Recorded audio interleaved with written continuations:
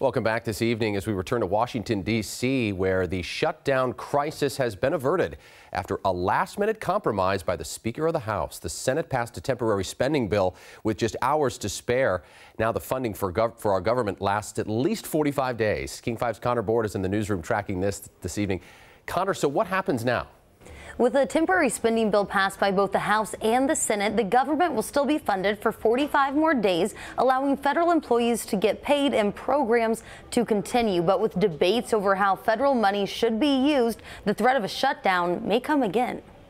On the House floor, we passed by overwhelming numbers the ability to keep government open for the next 6 weeks. Just hours before what would have been a shutdown of the federal government, Republican Speaker of the House Kevin McCarthy brought a 45-day spending bill to the table, allowing more time for Congress to come to a deal on funding. The temporary spending bill surprised some Democrats and frustrated some fellow Republicans who wanted spending cuts and new policies for the border included. But if there's one thing you should start understanding, not just that I'll never give up, but I'm a type of conservative that wants to get things done. It's easy to be a conservative that wants to do nothing. The spending bill was then passed by the Senate with just 3 hours to spare, preventing a shutdown that Senator Patty Murray says would have hurt the more than 116,000 military personnel and federal workers in Washington state, as they would have had to go without pay. After the vote, Senator Murray called for bipartisan legislation to be approved in the coming weeks. If there is one lesson for House Republicans to take from the absolute chaos they have caused this past week, it is that partisanship is not a path forward, it's a path to chaos. While the spending bill added more money for federal disaster assistance, it does not have funding for Ukraine, something Senator Murray was hoping to see when she spoke about the potential shutdown yesterday. Critical funding for Ukraine right now at a critical point to get them through the next few weeks. Now Congress has more time to debate legislation so that hopefully the threat of a potential government shutdown does not come again in 45 days. Making sure federal workers get paid and that programs continue is something the White House says is imperative. One of Congress' basic duties is to keep the government open and make sure critical key programs that Americans need across the country are funded and continue.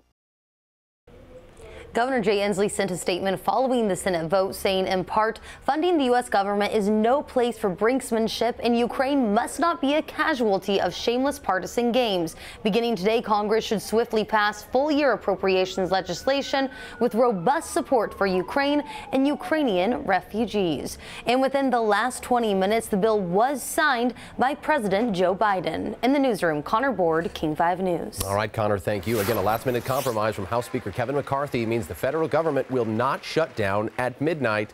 We wanted to get some context on what exactly happened behind the scenes tonight with this last-minute deal.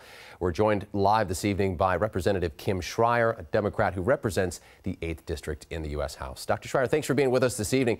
What an interesting day. Everyone went to bed last night thinking we would be leaning towards this government shutdown. Then today, this stunning reversal from the House Speaker. How did this all happen from your perspective? Right. Well, that included me going to bed last night worried that the government was going to shut down. And I guess the first thing I just want to say is that having passed this and funded the government for the next 45 days is, the real win is for the American people, because we are not going to have thousands of people losing their jobs, not getting paid. It would have been chaos and totally unnecessary chaos at that. And so I hope a lesson learned here is that kowtowing to the extremes for Speaker McCarthy was a losing strategy. And ultimately, we are here to be the grown-ups in the room, to get the job done, and simply turning to us and doing the right thing, the obvious answer, solve the problem. And the government is now funded. Now, to get this continuing resolution passed, the bill does leave out aid for Ukraine. Was this a good compromise for you when we try to get this funding, the Ukraine funding, approved in 45 days? I am confident that we are going to get Ukraine funding done in a bipartisan manner. We passed one bill providing some funding to Ukraine just this week, and it got over 300 votes in the House. Speaker McCarthy put it on the floor of the House without losing his job. And I know that there is broad bipartisan support for making sure that we have Ukraine's back and that we will not allow Putin to win in Ukraine.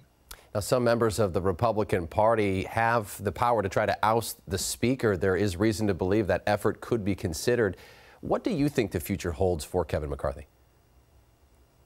I don't know. I'm not a political prognosticator, and that is up to his party to figure out. Do you think the Democrats have a chance to take back control of the House? You have to get 218 votes to become Speaker, and that would entail 5 Republicans choosing to vote for Speaker Hakeem Jeffries. I think that would be a very smart choice, but in today's political realities, I think it is an unlikely choice. We'll leave it there, too. Dr. Schreiner, thank you for joining us this evening and giving us perspective on this last-minute deal to avert a government funding crisis.